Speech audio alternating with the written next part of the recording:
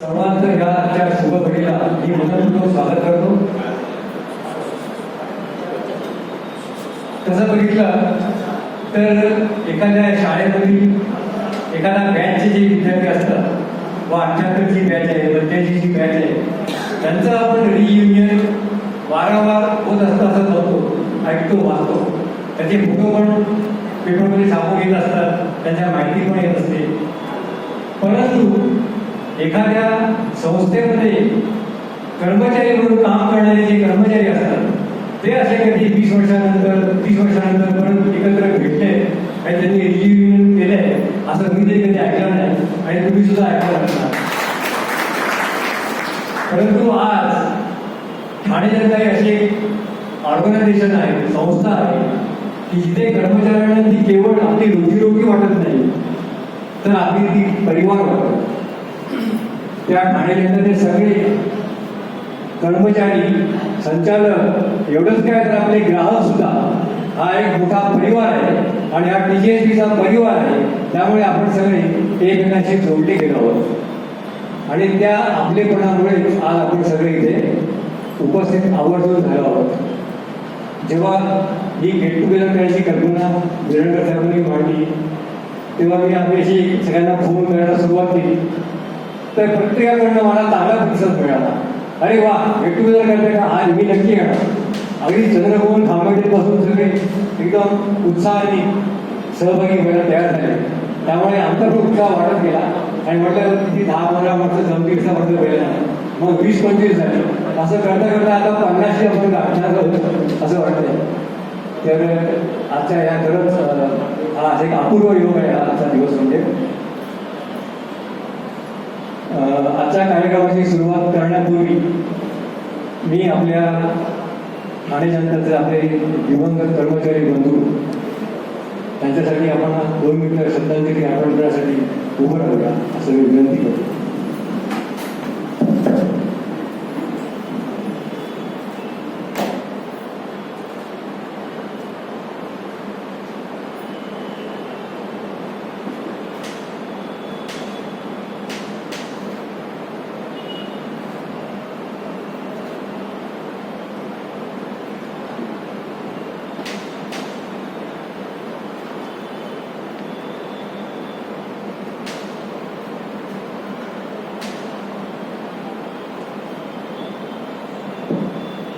ओम शांती शांती शांती.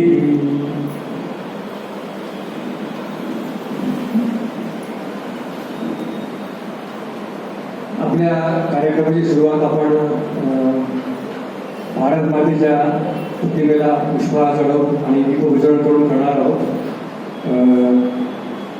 मी विनंती करतो माननीय बापू पाले कर्वे साहेब आणि doctor Joshi, Soni madam, Chitale madam, आम्ही पुढे आहोत.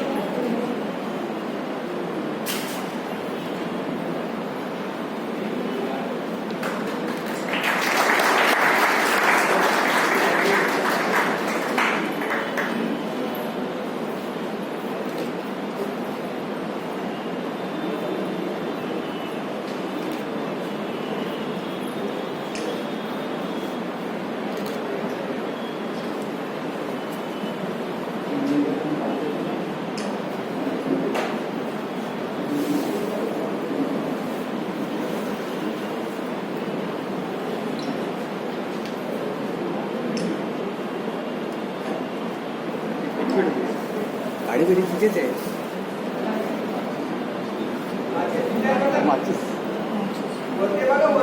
भेटली भेटली मिळाली.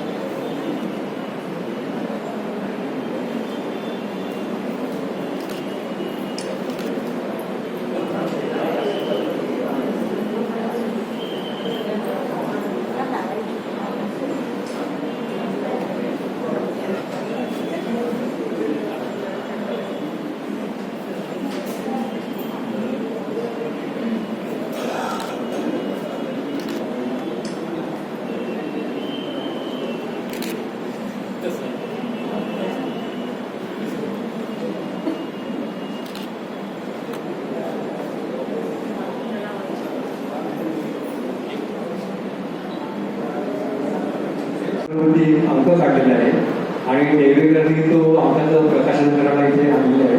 तर आपण कर्वे साहेबांचे असते आणि भाऊ पाटीलचे असते आपण त्यांचं प्रकाशन केले.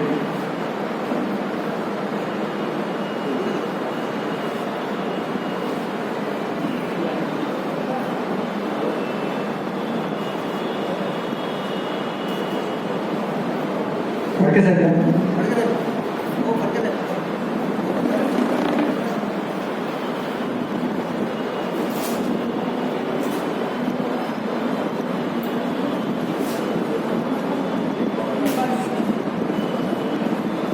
सूर्य मॅडम सूर्य मॅडम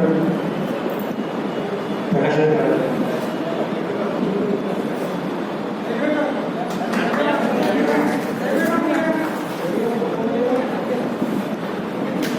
सर इकडे या. या टेबलाचे थोडं पुढे या.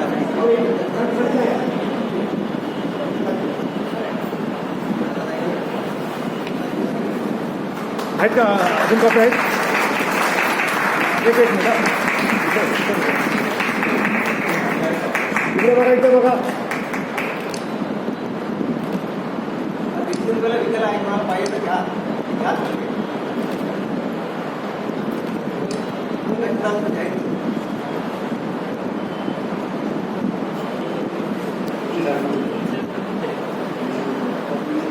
त्या अंकाची किंमत 160 रुपये आहे, पण आज सवलतीमध्ये 150 रुपयाचे अंक उपलब्ध आहे. 200 रुपये किंमत आहे तिकडे, पण 150 रुपये लाच मिळतील. मी कर्वे साहेबांना विनंती करतो. नमस्कार सगळ्यांना. सगळ्या फ्लिपर्सचं मी स्वागत करतो. आणि रिटायरमेंट नंतर आपण बरेच वर्षाने असे एकत्र आले आहोत. तर मला वाटतं निवृत्ती ही एक जीवनातील निवृत्तीनंतरचं आपलं जीवन हे नवीन आवृत्ती आपली चालू होते. त्याप्रमाणे एखाद्या पुस्तकामध्ये नवीन आवृत्ती जेव्हा छापली जाते तेव्हा जुन्या आवृत्तीमध्ये काही राहिलेल्या गोष्टी त्यात इन्क्लूड होतात. तसंच आपल्या जीवनामध्ये म्हणजे नोकरीत असताना ज्या गोष्टी आपल्याकडून राहिलेल्या गेल्या असतात त्या रिटायरमेंट नंतर आपण करण्याचा प्रयत्न करतो आणि त्यात समाविष्ट करतो. असं हे आपलं जीवन आहे. तर होतं काय की नोकरीत असताना बऱ्याच गोष्टी करायचा आपण योजना असतो, पण ते नेहमी शक्य होतं असं नाही. काय आज करू उद्या करू असं करत या गोष्टी नंतर असं होतं की रिटायरमेंट जवळ येते आणि आपल्या गोष्टी सगळ्या जे योजना असतं ते करून ते राहिलेलंच असतं. मग ज्यावेळी रिटायरमेंट बरोबर साठी पण जवळ येते आणि अशा वेळी आपल्या साठीमुळे शारीरिक कुरबुरी चालू होतात, किंबहुना त्या 40 नंतर संधी त्या चालू होतात. पण आपण कसं तरी रेटत असतो आणि मग रिटायरमेंट नंतर आपण जेव्हा ह्या गोष्टी करायचं योजतो तेव्हा आपल्याला या शारीरिक कुरबुरीमुळे निर्माण होतेली मानसिक दुर्बलता किंवा या मानसिक दुर्बलतेवरती मनोधैर्य आपलं वाढवण्यासाठी आपल्याला आवश्यक आहे ते आपल्या सहकार्याचं सगळं एकत्र येणं. आणि म्हणून हा आजचा कार्यक्रम की या कार्यक्रमातून आपण एकत्र आलो की एकमेकांना आधार देऊ शकू, एकमेकांचे विचारांचा आदान प्रदान होईल आणि पुढे आपल्याला अजूनही काही कार्यक्रम करता येतील की याहीपेक्षा विधायक असतील जे काही संस्थांना मदत येईल. तर त्याच्यामध्ये फक्त आर्थिक मदत असं नाही आहे की आपण त्या संस्थांना भेटी देऊ. काही दुर्मुखलेली लोक असतात, काही विकलांग असतात, त्यांचा साधा एक पाठवून हात फिरवला तरी तुम्हाला त्यांच्या डोळ्यात जे आरोग्य आपल्याला दिसतं, तो समाधान दिसतं, तो एक आनंद वेगळाच आहे. तो आपल्याला नुसतं आर्थिक मदत करून नाही मिळत.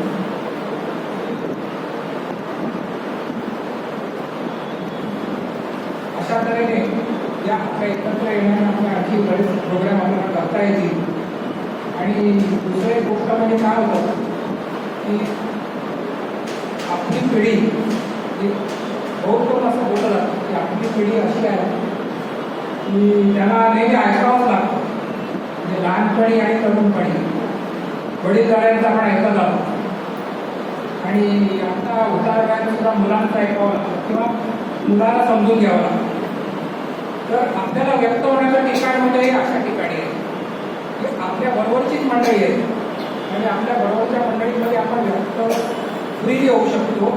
आपल्या ऐकणारी मंडळी आहे, आपल्याबरोबर काम केलेली आहे आणि तीच मंडळी आपल्याला नीट समजून घेऊ शकतात. म्हणून इथे आपल्या सगळ्यांना विनंती आहे की आपण सगळ्यांनी व्यक्त व्हावं.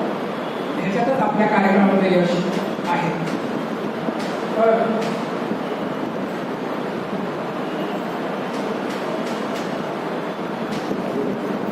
कागद खाली पडतो.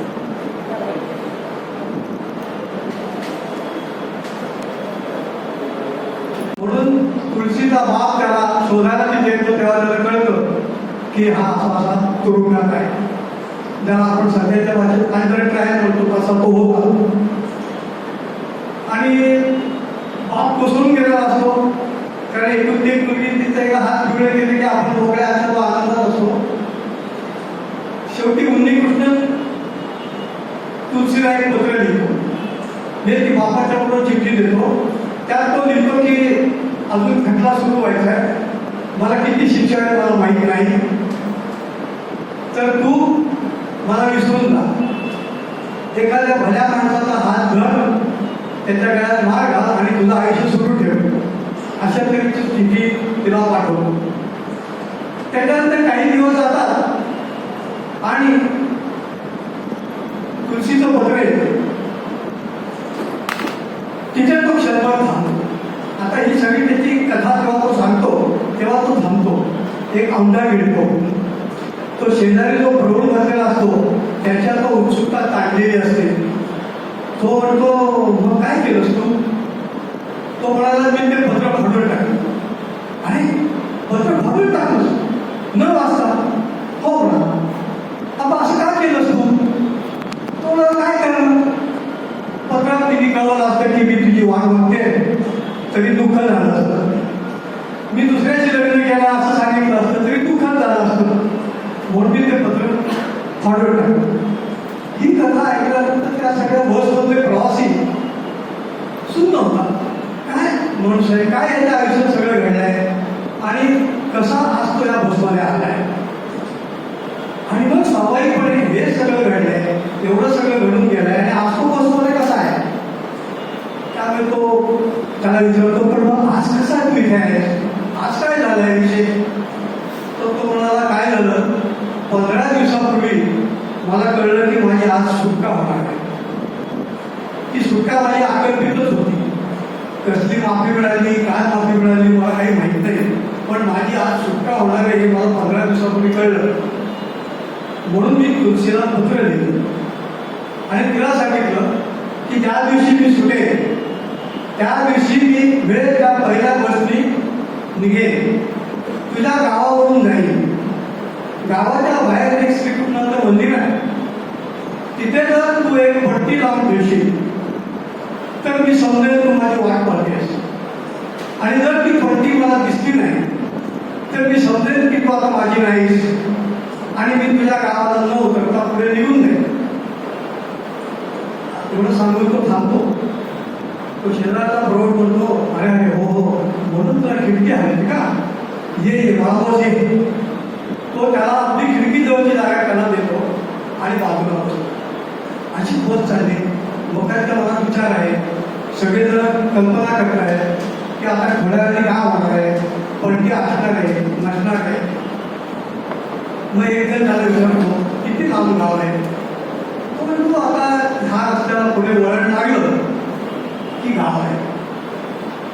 वळण दिसायला लागतं, गाडीचा वेग कमी होतो, सगळ्यांचे श्वास रोखले गेलेले आहेत. सगळे प्रवासी आता बसच्या त्या बाजूला आलेले आहेत. सिनेमा बघणारे प्रेक्षक सुद्धा त्याच बाजूला आलेले आहेत. आणि फक्त आता काय होणार, पलटी असेल नसेल, लावली असेल, विजली असेल, काय असेल, प्रत्येक जण मनात प्रार्थना करते की वळण येतं. ते वळण आल्यानंतर सगळ्यांचे श्वास रोखले जातात. बस वळण घेते, ड्रायव्हर चाक वळवतो आणि सगळेजण श्वास रोखून त्या श्रीकृष्णाच्या मंदिराकडे डोळे रोखून जेव्हा आकांताने बघत असतात.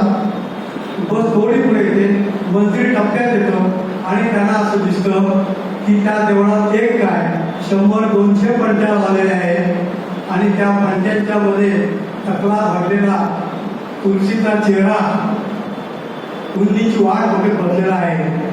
आणि इथे सिनेमा संपतो, इथे माझी कथा पण संपते. धन्यवाद.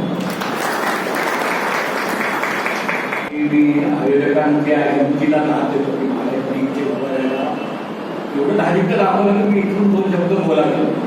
तर मी सहसा कोणाला टोपी घालत नाही, पण हल्ली संतोषाला टोपी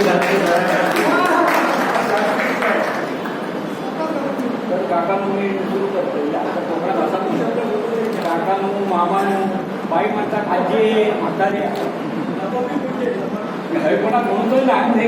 आता माझे जेवायचे वांदे. तुम्हाला जास्त वेळ आहे 2 शब्द बोलून 200 शब्द पण चालते. 200 शब्द बोलला तरी चालते. कोणता 2 शब्द बोलला सगळं बालपण कोकणात गेले तिथे छोटेच्या तिथे तिथे कोकणी शब्द येईल. अगदी थोडक्यात मी सांगतो. आता सगळं बालपण देवगड इथे माझ्या मामाकडे मोठा कार्यवाह होता. आमदार बरेच वर्ष आमदार बरीच पण आमची गरीबी होती. आम्ही मामाकडे राहायचो आणि तिकडे समुद्रामध्ये एकाचं तालू गलवत म्हणतात, तालू सगळ्यांना माहिती, ते वादळात चालतं. वादळात चालल्यावर तो मुसलमान नवस करतो की माझं तालू जर त्या किनाऱ्याला लागलं तर मी तिथे शंकराला जोडला. आणि खरोखर त्याचं तालू तिथे किनाऱ्याला लागलं आणि तो तिथे शंकराला अतिशय उत्कृष्ट मंदिर बांधतो. त्याचं नाव मुरुडेश्वर. माझे ते मंदिर तिथे मुरुडेश्वर म्हणून अतिशय प्रसिद्ध आहे. अनेक लोक त्याचं दर्शन घ्यायला जातात. आता तिथे सागरी मार्गाप्रमाणे सगळे हायवे वगैरे, रस्ते वगैरे सगळ्या सुविधा झालेल्या आहेत. पण मी ज्या वेळेला 4थी 5वीत होतो तेव्हा तिथे जायला आवड ठिकाण लांबून बस होती. 2 ते 3 तास लागायचे तिथे जायला. त्याप्रमाणे मी गरीब असल्यामुळे माझ्याकडे मला पैसे नसायचे. मुरुडेश्वरला मला कोणी नाही ना, शंकराचं दर्शन घ्यायची तर अतिशय उत्कट इच्छा होती. मग करायचं काय? मला असं कळलं की त्या देवगडातून एक 8 रस्ता आहे आणि लहानपणापासून 8 रस्त्याला जाणं हे माझ्या स्वभावात नाही असं तुम्हाला वाटत आहे. त्यामुळे त्या 8 वाटेनी त्या तारवरती मीठ मुंबई त्याला म्हणायचे की तिथे समुद्राच्या तोंडातून खाडी सुरू होते. आणि जर तुम्ही कोकणाचं नाव हे फक्त सह्याद्री पर्वताच्या रांग आहे एवढंच ऐकलं असेल तर 2 पर्वतांच्या मधून समुद्र किनाऱ्यावरून खाड्या सुरू होतात आणि वरतीला त्या कुठल्यातरी एका डोंगराच्या इथे संपतात. आणि त्या खाड्यांमधून जी आपण गाणं की गावा कोकणची नेहमी खाडी, ते खरोखर दोन्ही बाजूला मॅंगूची बेटं अतिशय सुरेख मला खूप आवडतं.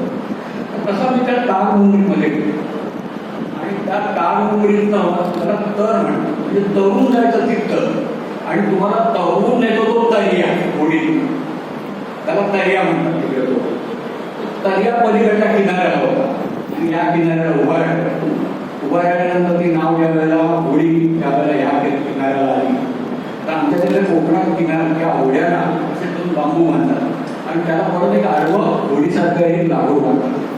आता ती होडी उलटू नये म्हणून बांधलेल्या त्या लाकडाला उलांडी म्हणतात. आता ही उलांडी का म्हणतात त्याला ते मला विचारतो. होडी उलटू नये म्हणून बांधलेल्या लाकडाला उलांडी म्हणतात. आता उलांडीच म्हणतात. तर अशा त्या उलांडी बांधलेल्या होडीमध्ये बसून मी तिथं पलीकडे गेलो. त्या होडीमध्ये ज्या काय 2-3 बायका होत्या त्यांना विचारलं कुंटेश्वरावर खर्चून जातो का म्हणाले मग आपलं पुरणीत म्हणजे आता तुम्ही त्याला वाढू म्हणता आम्ही पुरण म्हणतो. त्या पुरणीचं मी आपलं चलतंय ते एका बाजूला समुद्र एका बाजूला करा. आता ती परिस्थिती राहिली नाही आणि मग होतं काय ज्यावेळेला तुम्ही एकटे झपाटून जाता तेव्हा आपल्या पावसाचा प्रतिनिधी येतो आणि तो प्रतिनिधी आल्यामुळे माझा आणखी वेळ वाढला आणि मी कसा धामावून त्या कुंटेश्वराच्या मंदिरात गेलो. कुंटेश्वराला हात जोडले, दर्शन घेतलं आणि त्याला वेळ बसलो. तोपर्यंत तसा बराच वेळ झाला होता त्याला वेळ आहे आणि थोड्या वेळाने तिथे काय नव्हतं, त्याला एक छोटीशी टपरी होती. त्याला विचारलं, बाबा आता इथं अजून काही बघण्यासारखं आहे का कुंकेश्वरात? तो मला कुठून आला? म्हटलं दामच्या टर्नाला भोगलेलं. हो म्हणजे भोगलेची पाहुणे तुम्ही आला तरी कशी येते? टाळमुंडीत नाही आलो तरी. हो म्हणाला लवकर जा, दर बंद झाली तिथे अडकून पडा. आणि मग ती काय माझी अवस्था झाली म्हणजे रात्रभर जर का मी समुद्रावर अडकून पडलो म्हणून मी ज्या वेगाने आलो त्याच्यापेक्षा दीडपट वेगाने मी परत दरीवर गेलो काठडोंगरीच्या. आणि तो दर्या कर्मकर्म संयोगाने नांगर टाकून होडी लावून घरी जाण्याच्या ह्याच्यात होता. म्हणजे माझी एक तर रात्र समुद्रावर गेली असती, नाही तर समुद्रावर परत येऊन कुंकेश्वराच्या देवळात गेले असते.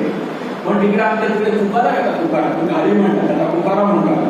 तर त्याला तुकारा आहे. त्याने वगैरे झाले लहान मुलगा आपण त्याला सोडला तो परत आला. कोकणी माणूस कसो प्रेमाने मुलगा सांगता जेव्हा बघा पाहिजे तर तो इलो थोडी घेऊन तिथून मागा नेला त्यांनी तिकडे. आणि मी मग परत एसी कॅबमध्ये गेलोय, बसमध्ये बसलं आणि माझ्या मामाकडे गेलो. आणि कोणाला सांगितलं ना, लवकर उडवले. दुसऱ्या दिवशी दुपारची जेवणा झाली आणि मामी माका वाढू गेली. मामी काय म्हणता, किती ओढीत मुंकेश्वरात राशी तर बंद झाली तर तिथे तटून राशी आणि आमच्या हवे काळजीचं घोर लागतो तो परत जाऊन पडली. म्हणजे आमच्या कोकणात तुला बुडाक लागला की सांगत तरी जाऊ नको तुझ्या बुडाक लागला. म्हणजे आम्ही एवढ्या वेळेवर सल्ले देतात. तर माझे दोन शब्द तुम्ही ऐकून घेतला नाही तर गेला तर नव्हतो त्यामुळे म्हात्रे साहेबांचं मनपूर्वक धन्यवाद देतो. काय बोलण्याकडे काय म्हणजे जोशी मॅडमचे पाठवून होते त्याला आपल्याला बोलतच नाही, थोडीफार आहे. बोलायला सांगितलं तर बोल आणि दोन गंभीर वाटल्यानंतर आता मी काय जास्त काय बोलू शकेन असं वाटत नाही. आणि फोन फिरवायला पण संधी नाही, कारण हा माईक खरं यामध्येच बोलावं लागतं. त्यांचा हाताचा माईक नाही किंवा मला हलवत नाही. मला वाटतं असं स्टेजच्या स्क्रीनसारखंच बोलावं लागेल. हॅलो, तर मी आपल्याला असं नाही म्हणजे रिवर्स पण वाटेल. आता इकडे अडकलेला पण वाटतो केंद्रात पण खऱ्या ठिकाणी जसा बदलायचं वाटेल. तर तसं नको, तर आमचा हलका घेत असेल बरा. आणि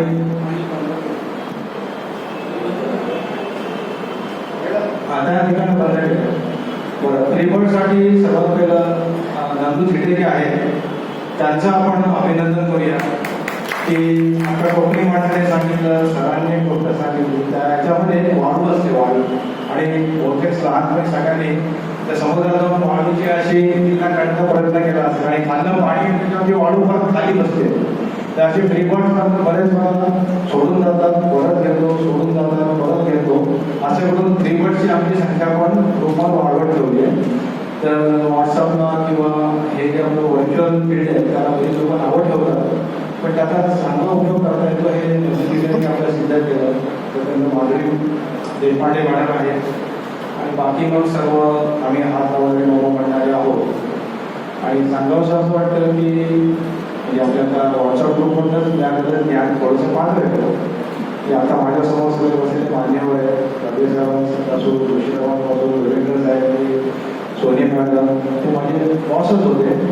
पण ते म्हणतात ना ते याच्यामध्ये होतं की ज्या वेळेला बुद्धिबळाच्या पटावर राजा वजीर सगळे असतात आणि खेळ झाला की मग तसं आता झालेलं की त्यावेळेला कोण वजीर राजा साहेब सगळे होते, पण आता एकच स्टेजला आलेच होतं. त्यामुळे आता ॲट पार जे काय आहे ते आपण आपले विचार बरोबर मांडतो. आणि नंदू थिटे, कविता वावरकर, माधुरी देशपांडे हे आपले प्रथम ग्रुप स्थापन करणारे. म्हणजे ज्यावेळेला 2012मध्ये VRS घेतली त्यावेळेला आम्ही ठाण्याचा जो पाण्याचा कट्टा आहे तिथे बसलो होतो आणि त्यावेळेला म्हटलं तर आपण परत कसे भेटणार एकमेकांना. मग त्या व्हॉट्सॲपने नवीनच स्पीड सुरू झालेलं होतं आणि नंदू थिटे साहेबांनी मग पहिला ग्रुप स्थापन केला. आता तो तारीख त्याची आता एक्झॅक्टली सांगितली 30 जानेवारी 2012 हा आपला वर्धमान दिन ठेवायला हरकत नाही. आणि हा व्हॉट्सअप ग्रुप जो आहे त्याच्यामध्ये मालकांपासून काही व्हॉट्सअप ग्रुपमध्ये आहेत नाही आहेत जे का असतील त्याने आपले नंबर द्यावे आणि याच्यानंतर व्हॉट्सअप ग्रुपमध्ये सुद्धा त्यांना ॲड करता येईल. आणि जे काही व्हॉट्सअप ग्रुपवर ज्ञान एक्सचेंज केलं जातं पुराणे सर्वांकडे खूप चांगलेही असतात. त्याच्यानंतर इतर म्हणजे शास्त्री साहेब स्वतः त्यांच्या काही स्कूल येत असतात तो मार्गदर्शन पण होऊ शकेल. आणि रेसिपी फक्त चित्र वाटून द्याव्या म्हणजे बा बायकोला नाही आपलं काय पण पोरीला घेऊन त्यांचा स्वतः चांगला करता येतो. तर तशा त्यांनी मध्ये मध्ये रेसिपी बी व्हिडिओ टाकले तर चांगलं त्यांचं हे पण होऊन जाईल काय म्हणतात म्हणजे टीचर्स बी टेन पण होऊ शकेल समाजासाठी. प्रत्येकाकडे काय ना काहीतरी आहे. आणि सध्या तुम्ही काय करता असा पण एक त्याच्यामध्ये थोडं प्रयत्न होता. तर सध्या मी मराठा सहकारी बँक आहे ती 35 ऑल इंडिया डायरेक्शन झाली आहे.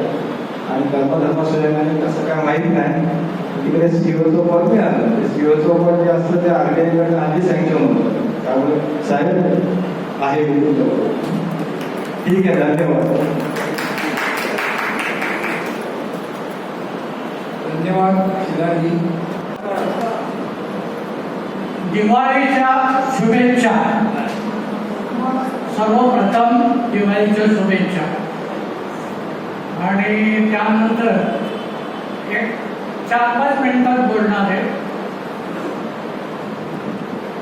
ही जी बँकेची इमारत बांधायला सुरुवात केली त्यावेळेला भगवंतांनी बांधलेली आहे त्यामुळे आपण त्याच्यात काही जास्त बदल करू शकत नाही.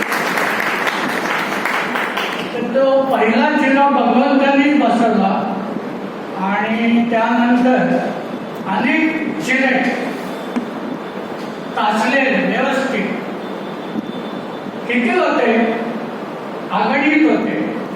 त्यांची नावं सांगायची इच्छा आहे पण वेळेवर मी ताकद ते टाळतो. अशी खूप होते चिरे. आणि हे असे जे सगळे चिरे होते हे चिरे व्यवस्थित लावले आणि त्याची रचना ती जी केली ती आकाशे साहेबांनी केली. हे सगळे चिरे कसे बसवायचे त्याची व्यवस्था आकाशे साहेबांनी केली. आणि या सगळ्या याच्यानंतर शोध सुरू केला.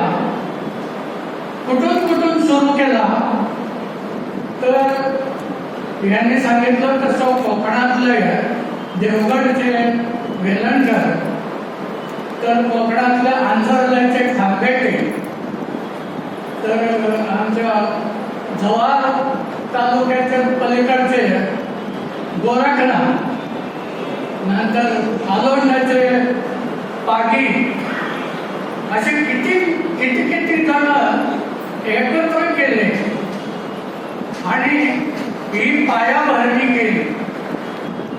ही जी इमारत बांधायला सुरुवात केली त्याची पायाभरणी हे सगळे इकडून तिकडूनचे जमा करून मोहरे आणि त्यातलाच एक दगड म्हणून मी होतो. त्याचा मला अभिमान आहे. आणि अशा प्रकारची ही जी काही इमारत आहे तिचा हा कार्यक्रम 50व्या वर्षातला पाठीमागे आपण पाहिलं तर 1893 सालपासूनची ही इमारत आहे. म्हणजे त्याच्यात सुद्धा एक वैशिष्ट्य आहे की आपण कुठे बसलोय ते एका मोठ्या परंपरेमध्ये बसलेलो आहोत. तर अशा प्रकारे ही जी काही आपली इमारत आहे ही इमारत वर्षानुवर्ष 50 वर्षी किती शून्य दिली तरी सुद्धा ते कमी पडते. अशा प्रकारची व्यवस्था भगवंताची आहे आणि त्यामुळे आपण त्याच्यात फक्त सहभागी झालो त्याच्याबद्दल स्वतःला धन्यता मानतो. आणि धन्यवाद. मी जे आज इमारती संबंधी त्या इमारतीची थोडी कथा मला सांगायची वाटते. ठाणे जनता बँक ज्या सुरू झाली त्या दुसऱ्या वर्षात आकाशकारांच्या भाषेत म्हणायचं तर नफ्यात प्रवेश केला. नफ्यात प्रवेश केल्यानंतर संचालक मंडळाला असं वाटलं की आपण स्वतःची वास्तू उभी करावी. वास्तू उभी करायची म्हटल्यानंतर इमारत निधीची आवश्यकता असते. तो तर नव्हताच. 518-17 पैशामध्ये काय निधी उभा करायचा. त्या काळात इमारत निधीसाठी 4 लाखाची गरज होती, म्हणजे जमीन घेण्यासाठी. ते हे कसं करायचं. पण भगवानांनी ठरवलं की सभासदांना विश्वास घेऊन हे काम आपण उभं करायचं. आणि ह्या चांगल्या विचाराला संचालक मंडळाने पाठिंबा दिला, सभासदांनी पाठिंबा दिला आणि 4 लाख रुपये इमारत निधी म्हणून जमा झाले. आता याच्यासाठी जिल्हा उपनिबंधक यांची परवानगी लागते. स्वतःचा निधी नसताना इमारत कशी उभी करायची. भगवान सांगितलं की आम्ही बिल्डिंग टॅक्स सर्टिफिकेट म्हणून पैसे जमा करू आणि त्यातून ही इमारत उभी केली. त्या पद्धतीने जिल्हा उपनिबंधक टी.आर. सिंग होते त्यावेळेस. त्यांनी याला मान्यता दिली आणि ही इमारत उभी राहिली. ही इमारत बँकेच्या पैशातून बँकेच्या पैशातून निधीतून उभी नाही राहिली, तर लोकांच्या सहकार्याने उभी राहिली आहे. माझ्या मते सहकार क्षेत्रात लोकांच्या पाठिंब्याने उभी राहिलेली आपली पहिली इमारत आहे. त्याच्यानंतर 78-79 सालामध्ये खऱ्या अर्थाने जो खर्च झाला होता इमारत निधीसाठी ते 4 लाख रुपयापेक्षा जास्त इमारत निधी झाली. आणि मग खऱ्या अर्थाने ही इमारत ठाणे जनताची बँकेची झाली.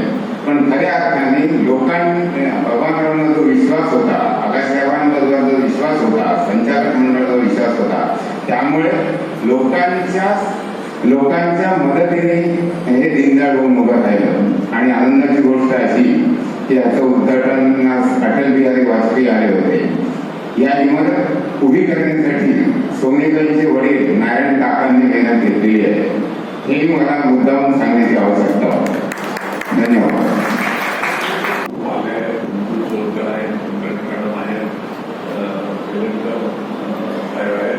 हे सगळे माझ्या आधीपासून बँकेत वगैरे असे आहेत. मी त्यावेळेला राबोडी ब्रँचला ब्रँच मॅनेजरसाठी माणूस शोधण्याचं काम चालू होतं. त्यावेळेला मी इंटरव्ह्यू दिला आणि राबोडी ब्रँचचा मी पहिला ब्रँच मॅनेजर आणि तिथून मग पुढे प्रवास करत शेवटी CEO पदापर्यंत मी पोचलो.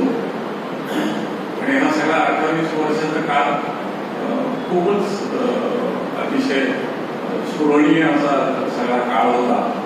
आणि सगळे स्टाफ असेल, सगळे संचालक असतील, सगळे कस्टमर्स असतील, या सगळ्यांची अतिशय चांगली रिलेशन्स या सगळ्या काळात मी मेंटेन करू शकलो. आणि ती सगळी रिलेशन जवळजवळ आजही तशाच प्रकारची आहेत याचा मला खूप आनंद होतो. आणि मी तसा बँकेत यायच्या आधी, नोकरी लागायच्या आधी 4 वर्ष विद्यार्थी परिषदेचं ग्रॅज्युएशन झाल्यानंतर पूर्ण वेळ काम केलं. मुंबईच्या संघटनेमध्ये होतो. आणि मला नेहमी एक घटना आठवते की आम्ही तेव्हा 3-4 जण एकाच वेळेला पूर्ण वेळ थांबलो. आणि पूर्ण वेळ थांबल्याचा कार्यक्रम झाला. आणि दुसऱ्या दिवशी सकाळी सगळेजण चहा प्यायला एका हॉटेलमध्ये गेलो. आणि चहा पिऊन बाहेर पडत असताना समोरून केशवराव पेंडकर, विषय परिषदेचे मोठे ज्येष्ठ कार्यकर्ते, ते समोरून आले. त्यांचा स्वभाव थोडा टोपी उडवण्याचा, जरा गमतीने बोलण्याचा असा होता. ते म्हणाले, पहिल्यांदा टप्पा झाल्यावर ते म्हणाले, आता सगळे तुम्ही नोकऱ्या कराल, व्यवसाय कराल, संसार सुरू होईल आणि त्याच्यामुळे आता सारखा कावळ्या करायला तुम्हाला वेळ मिळणार नाही. त्यांनी पुढचं जे वाक्य सांगितलं ते खूप महत्वाचं होतं. तर ते म्हणाले, एक काम करा, जी सामाजिक जाणीवेसंबंधी रोज जी तुमच्या मनामध्ये जागृत झालेली आहे ती बारीक करा, भिजून देऊ नका. आणि मग आयुष्याच्या कुठल्या तरी टप्प्यावर अशी वेळ येईल की आता आपण ती मोठी करू शकतो. तर ती मोठी करणं सोपं आहे, परत लावता येईल का नाही हे माहीत नाही. मला वाटतं या सगळ्या प्रवासात मी केलं असलं तर तेवढंच केलं की ती सामाजिक एजन्सी ती भिजून दिली नाही. म्हणजे बँकेत असताना सुद्धा सगळ्यांना माहिती आहे तलासरीपासून तलासरीला तर जवळजवळ आपले 50-100 जण सगळे कस्टमर्स हे तलासरी मनोहर या सगळ्या आपल्या वसतिगृहांवर महिन्यातून एकदा किंवा दोनदा गाड्या त्यांच्या नसाच्या आपण त्यांच्या बरोबर जायचं सगळं दाखवत यायचं. आणि या सगळ्याचा परिणाम असा झाला की अशा प्रकारची इमेज म्हणजे म्हटलं की अशा प्रकारचे काही सामाजिक काम करतात. आणि मग रिटायरमेंटच्या आधी मी थोडं पोस्ट रिटायरमेंटचं प्लॅनिंग केलं आणि त्याच्यात काय करायचं हे 2 विषय मी फोकस केले. त्याच्यामध्ये एक आरोग्य आणि दुसरं शिक्षण. आरोग्यासाठी मी नाना पालकर स्मृती समिती म्हणून जी परळ आहे ती कॅन्सर पेशंटसाठी डेडिकेटेड आहे आणि डायलिसिससाठी डेडिकेटेड आहे. त्या ठिकाणी मी काम करायला सुरुवात केली. तिथे मी 6 वर्ष परळला मी जात होतो आणि त्या ठिकाणी वर्किंग प्रेसिडेंट म्हणून होतो. आणि प्रामुख्याने सर्व ठिकाणी एकच विषय होता धर्मसंघ. आणि तिथे मी एक केलं की पारंपरिक जे आपण रचना असते कुठल्याही याची देणगी गोळा करण्याची ती बदलून आपल्याला कशा प्रकारे धर्मसंग्रह करता येईल हे मी नाना पालकर मध्ये प्रयोग केला. की आपण नॉर्मली काय करतो संस्थेची माहिती देतो आणि मग तो काय नेहमीप्रमाणे 15,000 25,000 अशी रक्कम देतो. आता मी नाना पालकरला गेलो त्यावेळेला त्यांचा वार्षिक तोटा जो होता तो जवळजवळ 40-50 लाखाचा होता. त्यामुळे असे 20-25 करून त्याच्यातून काय निष्पन्न होणार. मी एका बाजूला सांगितलं की हे जे सगळे जण करतात त्यांच्याबद्दल आदर आहेच, पण एवढ्याही पोट भरणार नाही. त्याच्यासाठी काही वेगळं करायला पाहिजे आणि त्याच्यासाठी काही स्कीम तयार करायला पाहिजे.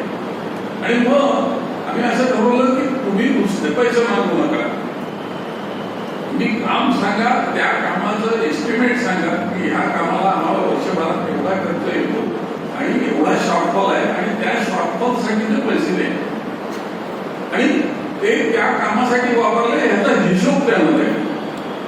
म्हणजे नुसते पैसे द्या असं नाही. जसं सुरुवातीला डायलिसिसला एका डायलिसिसला शॉर्टफॉल हा 450 रुपयांचा होता. मग मी पहिले मी महालक्ष्मी मंदिरात गेलो ट्रस्टकडे. त्यांना सगळं समजावून सांगितलं आणि त्यांना म्हटलं तुम्ही आम्हाला अधिक पैसे देऊच नका, आम्ही महिना झाला की तुम्हाला कॉम्प्युटराइज स्टेटमेंट देऊ की एवढी डायलिसिस झाली आणि त्यातलं तुम्हाला सुरुवातीला त्यांनी 150 रुपये दिले प्रत्येक डायलिसिसला, नंतर फक्त 100 रुपये दिले. कारण शेवटी त्या ट्रस्टला सुद्धा म्हणजे दरमहा साधारण त्यांचे दरमहा 60-70 हजार म्हणजे परिस्थिती 8-10 लाख रुपये त्यावेळेला व्हायचे. तर त्यांनाही कोणतरी विचारू शकतं की एकाच संस्थेला तुम्ही एवढे पैसे का देता. संस्थेला देऊच नका, तुम्ही डायलिसिसचा जो शॉर्टफॉल आहे त्याच्यासाठी ते पैसे द्या. आणि ते चांगलं वर्क झालं. आणि मग अशा प्रत्येक योजनेतल्या जेवढ्या योजना होत्या त्या प्रत्येक योजना मांडायची, त्याचं किती लोक लाभार्थी आहेत, त्याचा खर्च किती, त्याचं शॉर्टफॉल किती. आणि मी गेलो त्यावेळेला कॉर्पस 1.5 कोटीचा होता. मी ज्या वेळेला आंबाचं ठरवलं होतं वर्षापूर्वी त्यावेळेला कॉर्पस 11 कोटीचा होता. म्हणजे हे सगळं मी एकट्याने केलं असं मला दावा नाही कुठल्याही संस्थेत, पण त्याला एक जी दिशा द्यायला लागते की कशा प्रकारे आपण हे सगळं करू शकतो ही निश्चितपणे मी देऊ शकलो. आणि त्याच वेळेला साईड बाय साईड हे विद्यार्थ्यांचं सुरू केलं होतं.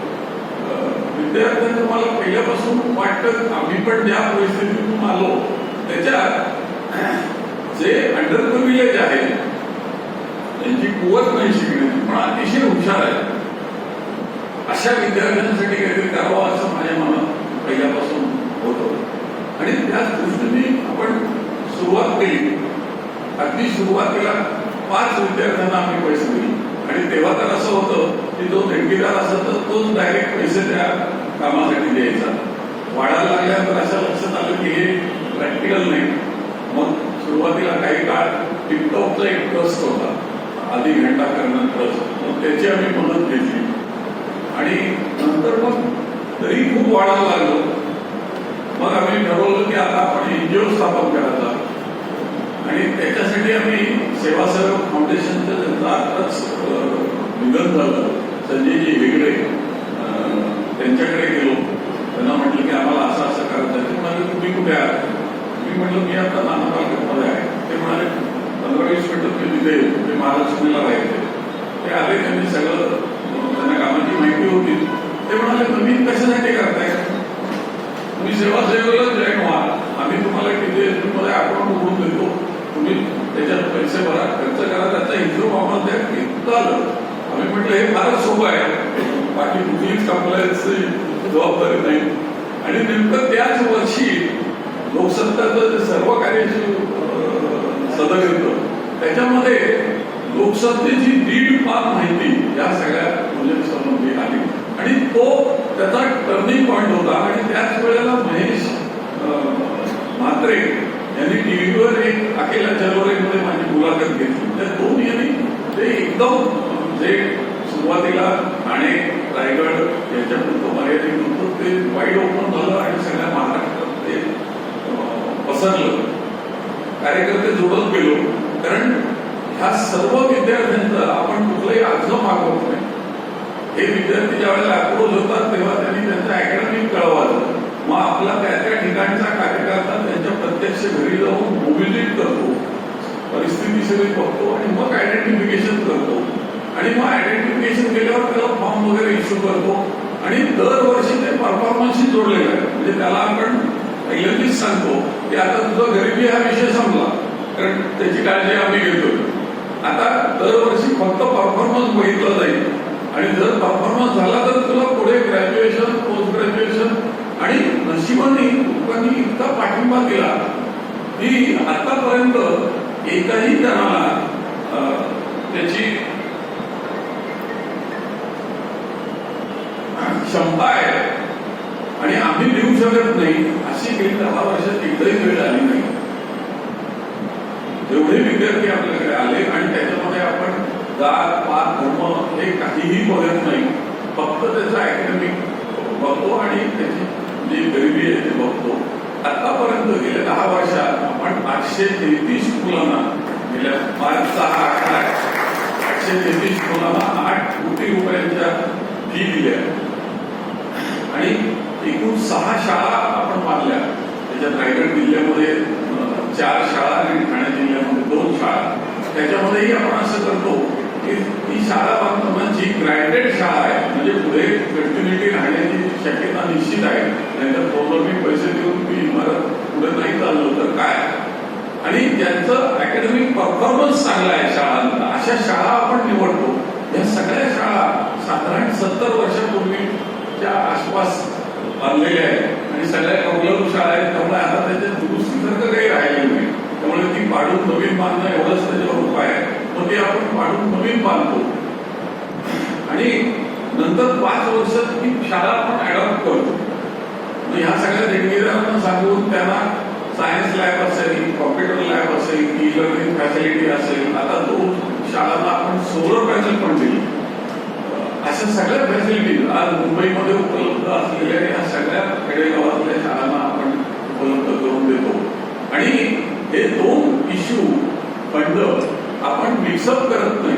म्हणजे ज्याला विद्यार्थ्यांसाठी द्यायचे ते पैसे त्याच्यासाठी वापरले जातात आणि ज्यांना शाळेसाठी द्यायचे ते पैसे शाळेसाठी वापरले जातात. आणि गेल्या वर्षी कोरोनामध्ये लोकांनी 3.4 लाख एका वर्षामध्ये हे गेल्या वर्षी एका वर्षात दिले. याचा आम्हाला वाटतं की आम्ही 5 कोटीपर्यंत जाऊ आणि या 16 तारखेला 11 वर्ष रिटायर पूर्ण होती आणि 11 वर्षात मार्चची फिगर आहे ती 11 कोटींची होती. 8 कोटी विद्यार्थ्यांना आणि 3 कोटी याला यावर्षी 5 कोटी झाले तर ते 16 कोटीपर्यंत. त्यामुळे एखादी गोष्ट आपण ठरवून केली आणि त्याच्यात 100% ट्रान्सपरन्सी आपण ठेवली, त्याच्यात आपण एकही रुपया कॅश देत नाही आणि एकही रुपया कॅश देत नाही.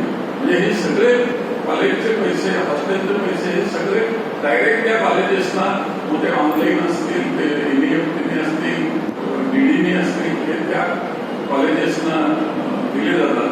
आणि त्याच्यामुळे आणि देणारे जे आहेत सगळे, त्यातलं यश कशात असेल तर गेली 10-12 वर्ष ज्यांनी पहिली सुरुवात केली ते आजपर्यंत सतत दरवर्षी ते पैसे देत राहतात. आणि ह्याच्यात माझं नशीब चांगलं की मी आजपर्यंत एकाही माणसाकडे पैसे मागण्यासाठी गेलेलो नाही.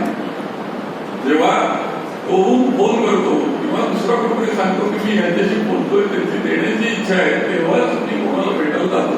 कारण नाहीतर जर त्याची इच्छा नसेल तर आपला वेळ फुकट जातो, त्याचा वेळ फुकट जातो, निष्पंद त्याच्यापेक्षा हे अधिक. आणि असे हे सगळे डोनर्स सतत नवीन डोनर्स सुचवत राहतात आणि अगदी 5,000 रुपयापासून वर्षाला आता एक फॅमिली असे की ते दरवर्षी 25 लाख रुपये देणार. त्याला आता 3 वर्ष झाली विद्यार्थ्यांसाठी. त्या व्यतिरिक्त त्यांनी एका शाळेसाठी 50 दिले आणि आता आम्हाला हे दिलंय की दुसरं जर प्रपोजल असेल चांगलं तर आम्ही 1 कोटी रुपयेपर्यंत एका शाळेसाठी अजून पैसे देऊ शकतो. त्यामुळे समाजामध्ये देणारे भरपूर आहेत. आपण किती ट्रान्सपरन्सीने व्यवहार करतो आणि आतापर्यंत 11 कोटींच्या ह्याच्यात एकही रुपया ऍडमिनिस्ट्रेटिव्ह कॉस्ट नाही. म्हणजे सगळ्या ज्या होम व्हिजिट्स होतात, म्हणजे 50 कार्यकर्ते सगळ्या महाराष्ट्रात फिरतात आणि विशेषतः मुंबईच्या बाहेर होम व्हिजिट करणं हे अवघड असतं. कारण मी सातारच्या कार्यकर्त्याला सांगितलं तू होम व्हिजिट कर, की तिथून तो साधारण 40 किलोमीटरवर त्याचं खेडेगाव असतं. कारण आपण प्रत्यक्ष त्याच्या गावाला जातो. तर त्यामुळे पण ह्यातला कुठलाही कार्यकर्ता वाउचर हा कुठला प्रकारच नाही. त्यामुळे तो त्याचा हे सामाजिक जबाबदारी आहे म्हणून ते करतो. त्याच्यामुळे हे सगळं 11 कोटी रुपये जमा होताना एकही रुपये खर्च न होता पण हे सगळेचे सगळे जसे आले तसे आपण समोर देऊ शकलो आणि हे वाढत जाईल असं मला खात्री आहे. आणि आपलं एक घोषवाक्य आहे, प्रत्येक फुलाला फुलण्याचा हक्क आहे. Every flower has right to blossom. त्यामुळे कुठलंही फूल परिस्थितीने कोपरून जाऊ नये, त्याच्या पूर्ण ताकदीने ते फुलावं आणि ते फुलून नंतर त्यांनी परत समाजाने अर्पण व्हावं. तसं आपण या मुलांना सांगतो की जसं तुम्हाला कोणतरी हात दिला तसा हा विचार आम्ही तुम्हाला देतो की तुम्ही कोणाला तरी आयुष्यभर हात द्यायचे आणि हे तुम्हाला आम्ही किती पैसे दिले त्याच्याशी रिलेटेड नाही. तर तुम्ही हा विचार म्हणून घ्यायचा आहे. किती पैसे द्यायचे ते परिस्थिती ठरवेल. आणि मला सांगायला आनंद वाटतो की आतापर्यंत जे पासआउट झाले असे 1,200 विद्यार्थ्यांना नोकऱ्या लागल्या आणि कुठलीही सॉफ्टवेअर मधली तर मायक्रोसॉफ्ट पासून कुठलीही तुम्ही कंपनी घेतली तरी त्याच्यात आता आपले एकापेक्षा जास्त विद्यार्थी या सगळ्या कंपन्यात आहेत. कॉलेजेसचा विचार केला तर आता IIT पासून ते मुंबईमध्ये VJT आहे, SPI आहे, समय आहे, सगळे टॉप कॉलेजेस, पुण्याचे CUP, VIT, MIT या सगळ्या टॉप कॉलेज. IITचा विचार केला तर आता एकूण 7 IIT मध्ये आपले विद्यार्थी आहेत. मॅनेजमेंटचा विचार केला तर Welingkar, Jamnalal Bajaj, IIM Ahmedabad, IIM Lucknow, IIT Roorkee या सर्व याच्यात IIMचे MBAचे विद्यार्थी आपले आहेत. त्याच्यामुळे आणि खूप करण्यासारखं खूप आहे. आपण नेहमी म्हणतो तसं की आपण कमी पडतो पण नशिबाने आतापर्यंत असं झालं नाही की मागणारा विद्यार्थी आपण देऊ शकलो नाही. ही स्थिती पुढे पण चालू व्हावी अशी परमेश्वरांनी प्रार्थना करून माझं थोडं लांबलेलं हे निवेदन संपवतो. असे दरवर्षी येणारे आहेत ते सांगायला मला खूप आनंद होतो. किंवा त्याने जे मंदिर केला नाही ते जनार्दन समितीच्या कोकण विभागाचे अध्यक्ष होते आणि महाडपासून तर आपल्या देवगडपर्यंतच्या सगळ्या शाळेत गावागावात त्याला माणसं म्हणून त्यांनी त्याला एक टर्निंग पॉईंट दिला त्याच्या आईला सांगितलं आणि तो टर्निंग पॉईंट दिला आणि आपल्याला आपण त्या वटवृक्षाच्या छायेखाली आपल्या एका कर्मचाऱ्याची पुतळी सुद्धा आहे. गुलजार गांधीच्या पुतळीला कर्वे साहेबांनी तिच्या आर्किटेक्टच्या शेवटच्यापर्यंत शिक्षणाची मदत केलेली. कोणाचं नाव मला घ्यायचं नव्हतं, तर मी मुद्दाम सांगतो की त्या वटवृक्षाच्या छायेखाली आपल्या रिटायर कर्मचाऱ्याची एक पुतळी पडली. तेव्हा माझं सगळ्यांना आव्हान आहे, काही एवढी कपॅसिटी नाही, पण जे काही आपली एक छोटंसं काम करण्याचा प्रयत्न करायचा त्याच्यातून काही नाही सुंदर मुलाची पाकळी म्हणून कर्वे साहेबांना दरवर्षी काहीतरी आपण एखादा संकल्प करूया आणि आपल्या सगळ्यांचे मी धन्यवाद मानतो. पण मला हा तुमच्या कार्यक्रमाचा जेव्हा फोन आला तेव्हा मी त्यांना म्हणजे खरंच तुमच्या ह्या कॅटेगरीत मी बसतो का, कारण मी बँकेतनं रिटायर झालोच नाही आणि तुमच्या सेवानिवृत्तीच्या काळानंतर मी बँकेत नव्हतोच. म्हणजे तुम्ही माझ्यानंतरच्या बऱ्याच काळ तुम्ही बँकेत राहिलेला होता, बऱ्याच काळ बँकेचं काम केलं होतं. असं असताना सुद्धा म्हणून तुम्ही मला कशासाठी बोलवता येईल. तर त्याचं उत्तर असं मिळालं की तुम्हाला सेवानिवृत्त म्हणून आम्ही बोलवत नाही. आमच्या कार्यक्रमात जी सगळी माणसं येणार आहेत ती सगळी माणसं तुम्हाला ओळखतात आणि त्यामुळं तुम्ही बँकेत असताना ज्या पद्धतीनं आमच्याशी संपर्क झाला त्या पद्धतीने मी तुमच्या कार्यक्रमाला उपस्थित राहावं अशा पद्धतीची त्यांनी माझ्याकडे मागणी घालतात आणि त्यामुळं मी आज तुमच्या समोर उभं आहे. कारण मी तुम्ही म्हणता त्याप्रमाणे मी बँकेत जास्त काळ होतो. कर्वे साहेब म्हणजे जसं की मी बऱ्याच वेळेला बँकेत लागलो, पण तू ते रिटायरमेंट पर्यंत बँकेत होते, पण मी बँकेत जास्त काळ होतो. मी बँकेत एकच टप होतो आणि त्यामुळं त्या 12-13 वर्षाच्या कालावधीमध्ये जे काही माझी बँकेची रिलेशनशिप होती त्या रिलेशनशिपमध्ये जर मला जास्त काही मिळालं असेल तर त्या 12-13 वर्षामध्ये मला बँकेत जास्त माणसं बघायला मिळाली. वेगवेगळ्या प्रकारची बँकेची माणसं मला बघायला मिळाली आणि त्या सगळ्या माणसांच्या अभ्यासातून माझा पुढचा सगळा जो प्रवास आहे तो अतिशय सुखकर झाला.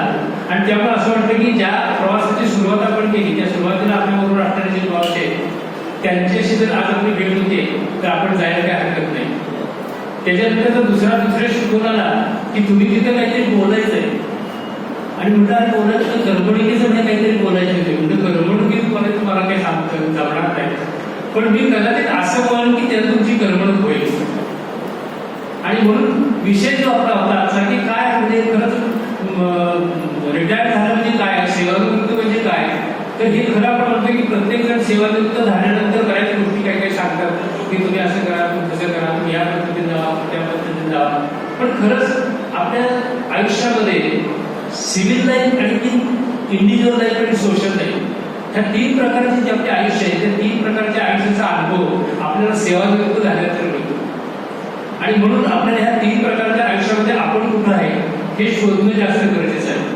की माझं सोशल लाईफ कसं असलं पाहिजे, माझं सिव्हिल लाईफ कसं असलं पाहिजे आणि माझं इंडिव्हिज्युअल लाईफ कसं असलं पाहिजे ह्याचा थोडासा अभ्यास करायची संधी आता तुम्हाला आहे. कारण तर सर्व्हिसमध्ये असताना बराच काळ आपण एका विशिष्ट पद्धतीच्या गतीने चालत असतो. म्हणजे आपली कार्यपद्धती जी आहे, आपलं राहणीमान जे आहे ते एका चाकोरीबद्ध असतं. त्यामुळे त्यात 30 काम, 30 माणसं, तोच व्यवहार, तोच प्रश्न, ह्या सगळ्या गोष्टी त्या वेळेला घडत असतात आणि त्यामुळे त्याच्यात वेगळं काही विचार करण्यात आपल्याला मिळत नाही. पण सेवानिवृत्त झाल्यानंतर सगळ्यात महत्वाचं काय असेल तर आपण मगाशी एका भारतात असा उल्लेख केला की ही आपली आयुष्याची दुसरी आवृत्ती आहे. आता ही दुसरी आवृत्ती का तिसरी आवृत्ती हा विषय नाही आहे. विषय असा आहे की आपल्या आयुष्यामध्ये सुरू झालेला जो भाग होता त्याचा एक टप्पा संपलाय की तुमच्या कर्तृत्वाचा टप्पा संपतो आणि जो दुसरा टप्पा सुरू होतो तिथं काय करायचं हे ठरवायचं. हे महत्वाचं कार्य, महत्वाची गोष्ट आहे की तुम्ही सेवानिवृत्त झाल्यानंतर काय करायचं हे स्वतः आपण ठरवलं पाहिजे. आणि हे ठरवल्यानंतरच तुम्हाला पुढं कसं ज्या पद्धतीने जायचं आहे त्याचा मार्ग आपल्याला आपोआप सापडतो. बऱ्याच सामाजिक गोष्टी अशा आहेत की जिथं तुम्हाला त्यांच्या आवडीनुसार काम करणारी माणसं भेटतात. काही संस्था अशा आहेत की तिथं तुम्हाला काम करणारी माणसं भेटतात आणि तुम्हाला या पद्धतीनुसार ज्या पद्धतीने तुम्हाला तुमचं आयुष्य जगायचं आहे त्यानुसार तुम्हाला काम करता येतं. मी सुरुवातीला आपल्या बँकेत लागलो त्यावेळेच्या 2 गोष्टी तुम्हाला मी सांगणार आहे की माझा बँकेत प्रवास कसा झाला, म्हणजे प्रवेश कसा झाला बँकेत. तर माझा बँकेत प्रवेश झाला, मी बँकेत तुमच्या ऍप्लिकेशन वगैरे काही केलं नव्हतं. मला तुमच्या बँकेचं नाव सुद्धा माहिती नव्हतं ठरवलं. मी इथं असणाऱ्या एका कमर्शियल बँकेत मॅनेजर म्हणून आलेलो होतो आणि 31 मे 1989 साली मला PhD आवड झाली, डॉक्टरेट आवड झाली आणि त्याची बातमी महाराष्ट्रातील लोकसंतामध्ये आली आणि त्या बातमीचा तुमच्या ठाणे जनता सहकारी बँकेला त्यावेळेला DK जोशी नावाचे संचालक होते, त्यांचा मला एकदा फोन आला की म्हणजे तुम्ही डॉक्टर जोशी म्हणजे तुम्ही बँकेत काम करता आणि तुम्ही PhD कशी काय झाला? कारण आम्हाला असं वाटत होतं की PhD ही जनरली प्रोफेसर असणारी माणसं PhD होतात, बँकेत असलेला माणूस PhD कसा झाला? आम्हाला जरा म्हणजे तुमच्याशी बोलायचं आहे की का म्हणजे कुठल्या उद्देशाला तुम्ही PhD झाला आणि त्यानुसार त्यांनी मला एका बोर्डाच्या मिटिंगमध्ये बोलवलं आणि तिथनं थोडासा बँकेची जवळीक म्हणतात तशी जवळीक निर्माण झाली. त्यातनं त्याच्या पुढचं काम माझ्या असं की तुमच्या बँकेची त्यावेळेची वेळ जी होती ती सकाळ आणि दुपाराची वेळ होती आणि त्यामुळं त्यांनी की आम्ही स्टाफ ट्रेनिंगच्यासाठी दुपारचा जाऊन वेळ मोकळा असतो त्याला तुम्ही आमच्या स्टाफला जर ट्रेनिंग दिलं तर आमच्या लोकांना त्याचा उपयोग होईल आणि अशा पद्धतीने माझी बँकेची सुरुवात झाली. त्याच्यानंतर 2 वर्षात म्हणजे 89 नंतर 91 साली मला बँकेत तुम्ही सांगितलं की आता ते तुम्ही नुसतं ट्रेनिंग घेताय त्याच्यापेक्षा तुम्ही आमच्या बँकेत जाहीर रिजन करतात त्याप्रमाणे तुम्ही बँकेत अशी सर्व्हिसला या आणि म्हणून 89 साली माझी बँकेत इंटरव्ह्यू झाला. बोर्डामध्ये माझा इंटरव्ह्यू तुम्हाला खोटं वाटेल, बोर्डामध्ये माझा इंटरव्ह्यू 4.5 तास माझा इंटरव्ह्यू झाला होता. कपूर साहेब, राऊत साहेब ही सगळी मंडळी करणार होती बोर्डात आणि इंटरव्ह्यू जात असं होतं की त्या सगळ्यांच्या इंटरव्ह्यूतनं एकच प्रश्न असा होता मला की तुम्ही अकॅडमिक क्वालिफिकेशन तुमचं भरपूर आहे, तुमचं शिक्षण भरपूर झालंय, पण तुम्ही आमच्या बँकेत कसे जोडणार, आमच्या बँकेत कसं तुमचं जमणार, अशा पद्धतीचे प्रश्न ते मला विचारत होते. आणि म्हणजे ते जर तुम्ही आमच्या बँकेतल्या मुलांच्या बरोबर आमच्या बँकेच्या स्टाफ बरोबर जर जोडणार नाही तर आम्हाला तुमच्या या शिक्षणाचा काही उपयोग होणार नाही. अशा पद्धतीने इंटरव्ह्यू मला बँकेत तुमच्या प्रवेश मिळाला आणि त्याच्यानंतर प्रश्न असा झाला की पहिल्यांदा मला जी ऑर्डर दिली आपले अनिल मराठ साहेब तुमचे इंटरप्रायझर होते त्याला आणि ऑर्डर जी दिली त्या ऑर्डरमध्ये माझे 6 महिने प्रोबेशन पिरियड होता. तर मी सांगितलं हो मला तुम्ही डायरेक्ट सिनियर ऑफिसर म्हणून घेतलंय, मी एका बँकेत सध्या सिनियर ऑफिसर आहे, मी ऑन ड्युटी काम करतोय आणि त्यावर मी प्रोबेशन म्हणून तुमच्याकडे येणार नाही. कारण प्रोबेशन जर तुम्ही यायचं असेल तर 6 महिन्यानंतर तुम्ही जर मला म्हणता असा केला तुमची सर्व्हिस आम्हाला नको आहे तर माझ्या करिअरमध्ये रिस्टार्टिंग पुरी पडेल, तर मला प्रोबेशनल तुमची ऑर्डर नको आहे. मला ऑर्डर तुम्हाला द्यायची असेल तर तुम्ही गव्हर्नमेंटची ऑर्डर द्या, नाही तर आता तुम्ही म्हणता त्याप्रमाणे जेवढं झालं तेवढं पुढे झालं इथून मी थांबायला काय आहे. आणि हे असं सडेकडून बोलल्यानंतर वामनराव प्रोजेस त्या बँकेचे ऑर्डर होते ते म्हणजे तो माणूस असं म्हणतोय की मला प्रोबेशनरी ऑर्डर नको, याचा अर्थ म्हणजे तो आपल्या दृष्टीनं कामाच्या कन्फर्म आहे, परफेक्ट आहे आणि आपल्याला त्याची काळजी करायचं कारण नाही, आपण त्याला ऑर्डर द्यायला काही हरकत नाही. मग तिथं प्रश्न असा की त्या युनियनच्या नियमानुसार तशी ऑर्डर देता येत नाही, आपल्याला कायद्यात दिसत नाही, अशा बऱ्याच त्याच्यावर चर्चा सगळ्या झाल्या. मग मी त्याला सांगितलं पाहिजे असं करा तुम्ही मला कॉन्ट्रॅक्टची ऑर्डर द्या, 1 वर्ष कॉन्ट्रॅक्टची ऑर्डर द्या की त्या कॉन्ट्रॅक्टमध्ये काय होईल की माझं कॉन्ट्रॅक्ट संपलं मग माझी सर्व्हिस तुम्हाला पसंत पडली तर मी जर कॉन्ट्रॅक्ट संपलं निघून गेलो तर काही जास्त बिघडणार नाहीये आणि माझ्या सर्व्हिसचं तिथून त्याला उपयोग होणार नाही. आणि त्यानुसार मला त्यांनी कॉन्ट्रॅक्टची 1 वर्षाची कॉन्ट्रॅक्टची ऑर्डर दिली. त्यावेळेला सुद्धा मला एवढा लोकांनी सांगितलं म्हणून कॉन्ट्रॅक्टची ऑर्डर दिली तुमचं नुकसान होईल, तुमचं प्रॉव्हिडंट कापला जाणार नाही, मला बोनस मिळणार नाही. तर मी म्हटलं मला जर तुमच्या बँकेत जास्त काळ राहायचं असेल तर मला थोडं सॅक्रिफाईस केलं पाहिजे, कारण माझी सर्व्हिस जर तुमच्या लोकांना आवडत नाही तर मला इथून बँकेतून सोडून जायचं नाही बँकेत आणि त्यामुळे माझं प्रॉव्हिडंट नुकसान नंतर चालेल, माझं बोनसचं नुकसान नंतर चालेल, पण मला तुम्ही कॉन्ट्रॅक्टची ऑर्डर द्या आणि त्या कॉन्ट्रॅक्टच्या 1 वर्षाच्या पिरियडमध्ये आपल्या दोघांनाही एकत्र अनुभवता येईल की खरंच आपण दोघंही तुम्हाला सोबत येणार आहे. आणि अशा पद्धतीनं माझा प्रवेश झाला. आणि आश्चर्याची गोष्ट असेल माझी कॉन्ट्रॅक्टची ऑर्डर दिली आणि 3ऱ्या महिन्यात मला बँकेच्या बोर्डाने कन्फर्म केलं. त्यांनी सांगितलं की ज्या हे कॉन्ट्रॅक्ट म्हणतात त्या हे कॉन्ट्रॅक्ट संपल्यानंतर आपल्या बँकेत राहणार नाही आणि आपल्या कामाचा बघता हा सगळा विषय जो आहे हा विषय सगळा आपल्या अवघड होईल याच्यात तुम्ही यांना आताच कन्फर्म करून टाका.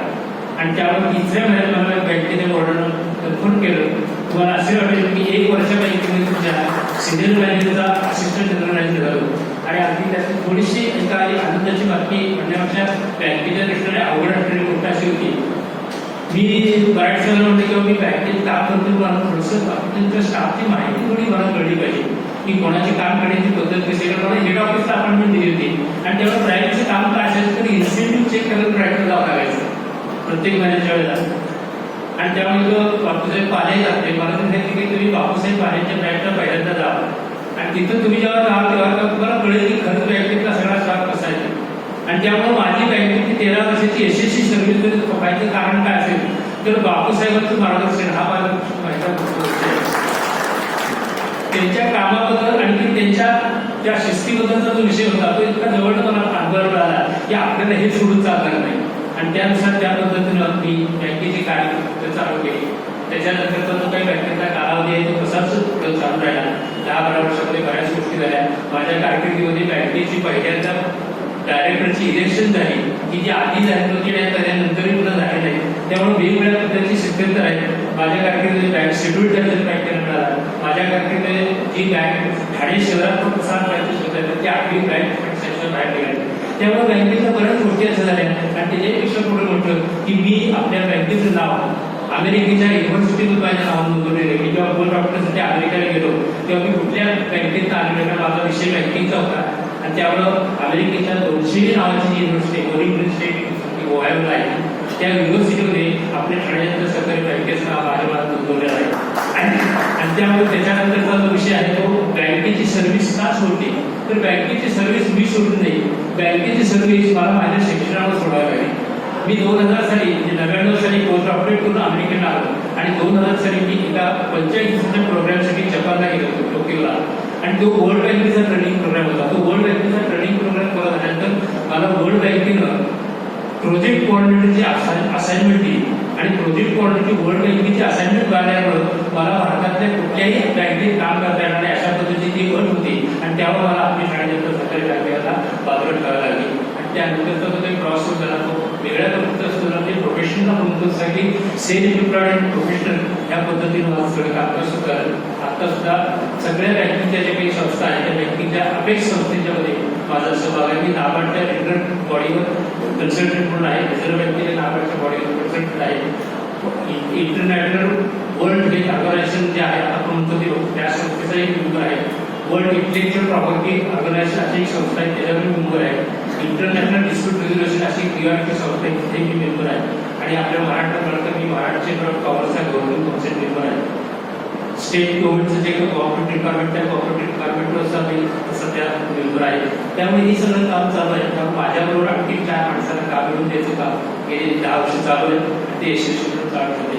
पण आपल्या बँकेत जर मी काय शिकलो असेल तर मी आपल्या बँकेत माणसं ओळखायची कशी हे शिकलो. आणि माणसाच्या आयुष्यामध्ये सगळ्यात म्हणतो की माणसं ओळखणे हे जास्त महत्वाचं काम आहे. आता रिटायरमेंट झाल्यानंतर तुम्हाला त्याची जास्त गरज आहे की तुमच्याशी बोलताना माणूस तुमच्या कुठल्या पद्धतीने बोलतोय हे तुम्हाला ओळखता आलं पाहिजे.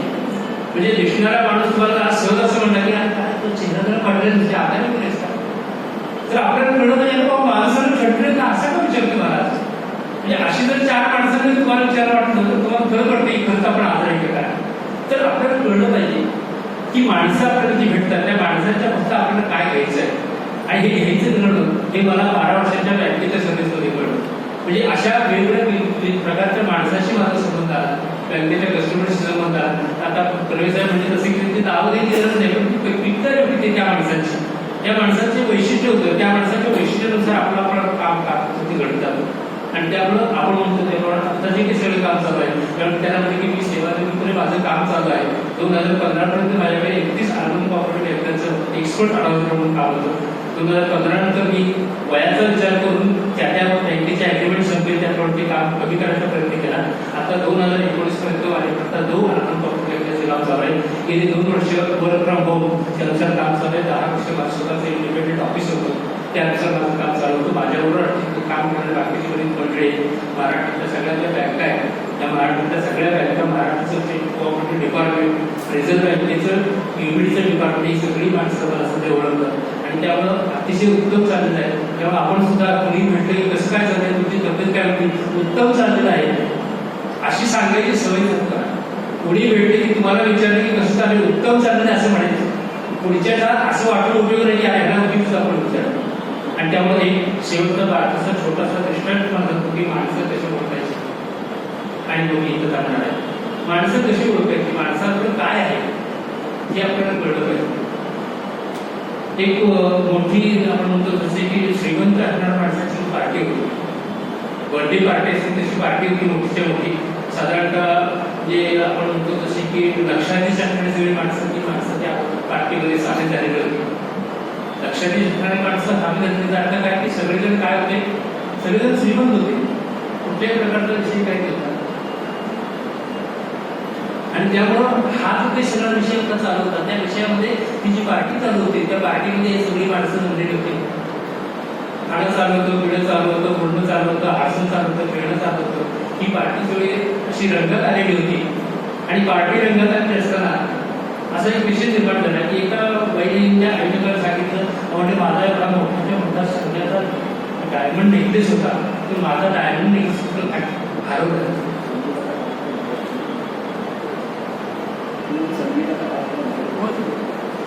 तर तो डायमंड नेकलेस जो आहे तो डायमंड नेकलेस माझा कुठे हरवलाय आणि तो सापडत नाही. मगाशी माझ्या गळ्यात होता पण आता काही तो सापडत नाही. तर त्यांनी सांगितलं तर तेवढ्या एवढी सगळी माणसं इथे आहेत आणि या सगळ्या माणसांच्या मध्ये आपण कसं सांगणार त्यांना तुमचा हार हरवलाय म्हणून. बघा असं हिंदू कुठेतरी पडला असेल म्हणजे टेबलाखाली वगैरे काढला असा तर चौकशी करा, शोधा. आणि ते आता ज्याच्या तो हार गेलेला होता त्या फॅमिलीमध्ये तिने पाहिलं तिच्या नवऱ्याला सांगितलं की आपला हार वगैरे पडलेला आहे, सापडत नाही. तर तो नवरा जाऊ दे पाटील आपण काय कमी आपल्याला जाऊ दे, हार म्हणजे गेला तर गेला. एवढी सगळी माणसं आनंदच आहे तिथं म्हणे तुझ्या हाराचं काय. पण शेवटी हार घालणारे जे असतात ना त्यांना दुसऱ्याच्या हारेबद्दल जास्त कौतुक वाटतं. आणि म्हणून तिच्या गळ्यात जो हार होता त्याच्याबद्दल तिला बाकीच्या गळ्याचे सारखे हार दिसायचे. आपल्या गळ्यातला हार पडलेला होता तो सापडत नव्हता.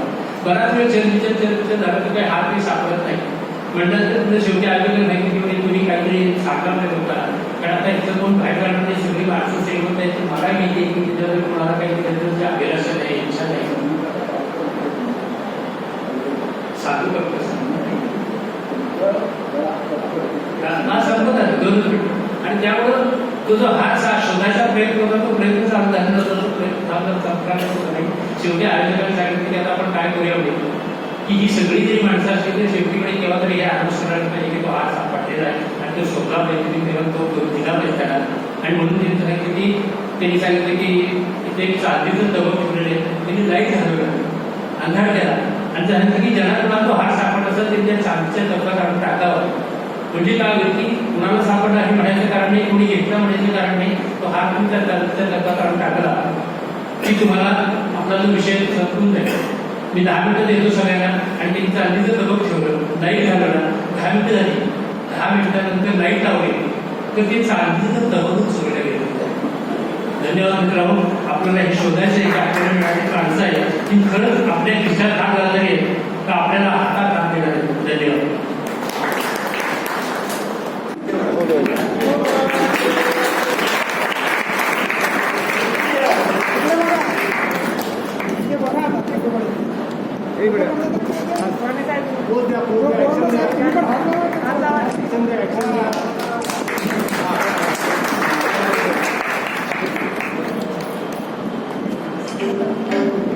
भरवा ना भरवायचं हात नाही.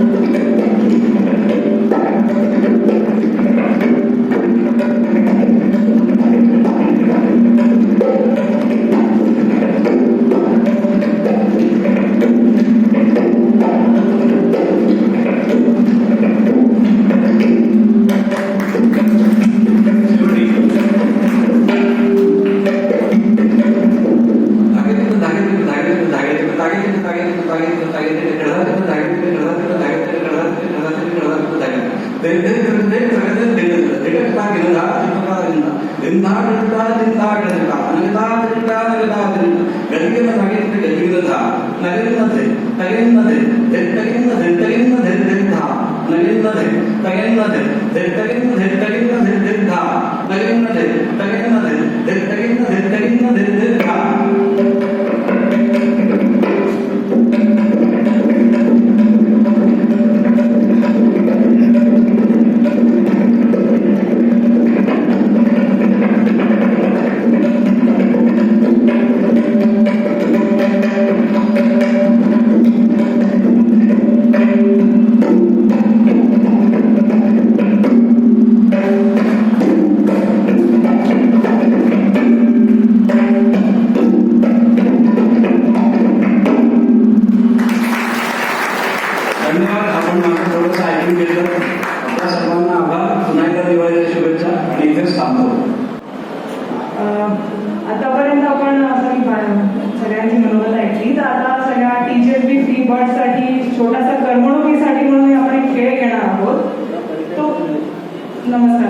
मुलगी भाग्यश्री संजीव फडके ठाणे, संजीव फडके यांची मुलगी.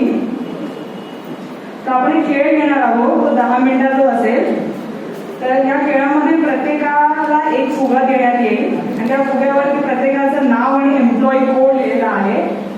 तर प्रत्येकाला आपल्या नावाचा फुगा दिल्यानंतर आपण असं करायचं आहे की हे सर्व फुगे प्रत्येकाने त्यातल्या खोलीमध्ये नेऊन ठेवायचे आहे. ठीक आहे, प्रत्येकाला एक एक फुगा देण्यात येईल, आपलं नाव आणि एम्प्लॉई कोड असलेला. आणि प्रत्येकाने सगळ्यांना देऊन झाल्यानंतर तो सर्व फुगे प्रत्येकाने त्या खोलीत नेऊन ठेवायचे आहेत. ते झाल्यानंतर थोड्या वेळाने प्रत्येकाला सांगण्यात येईल की आपण ठेवलेले फुगे, आपण सगळे टाकलेले फुगे, तर एवढंच करायचं आहे सध्या की आपले फुगे नेऊन त्या खोलीमध्ये ठेवून यायचे आहेत प्रत्येकाने. आणि या हात मारले तरी घ्या.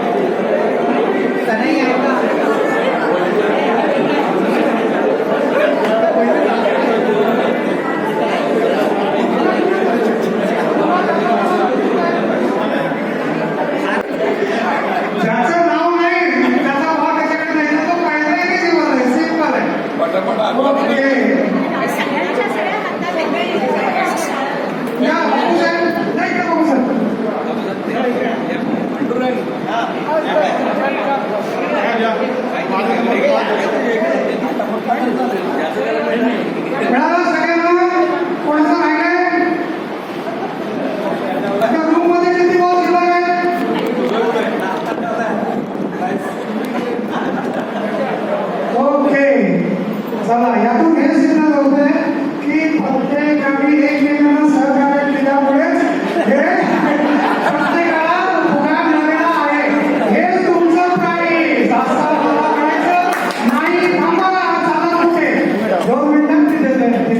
पाकिट आहे आमच्याकडे, प्रत्येकाला दिलं. 2 मिनिटं थांबा.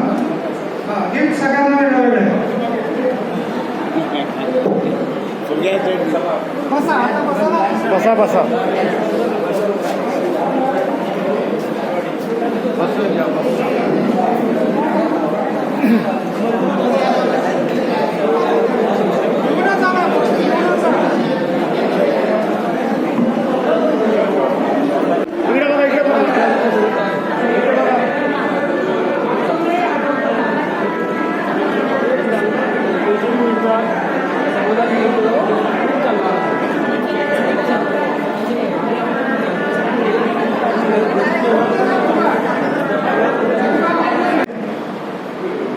आपले मान्यवर जे सेलिब्रिटी टीम त्यांनी आपले विचार आपल्या समोर मांडले. कर्वे साहेबांचं कार्य हे परिचित होतच, तरी पण त्यांच्या कामातले जास्त तपशील आपल्याला कळले आणि आपण काही करावं अशी प्रेरणा नक्कीच आपल्याला काहींना मिळाली असेल. डॉक्टर जोशी हे बँकेमध्ये असताना त्यांचे बाकीचे अज्ञात शैक्षणिक आणि अकॅडमिक पैलू आज आपल्याला कळले. हे या संमेलनाचं फलितांश मी समजते. सगळ्यात जास्त भाषण मला भावलं बापू पाटील साहेब. त्यांनी सांगितलं की आपण एका भव्य इमारतीचे चिरे आहोत. त्यांना हल्लीच्या भाषेमध्ये बोलायचं तर वी आर फील प्राऊड की आम्ही या भव्य इमारतीचे चिरे आहोत. आणि हे त्यांचं वाक्य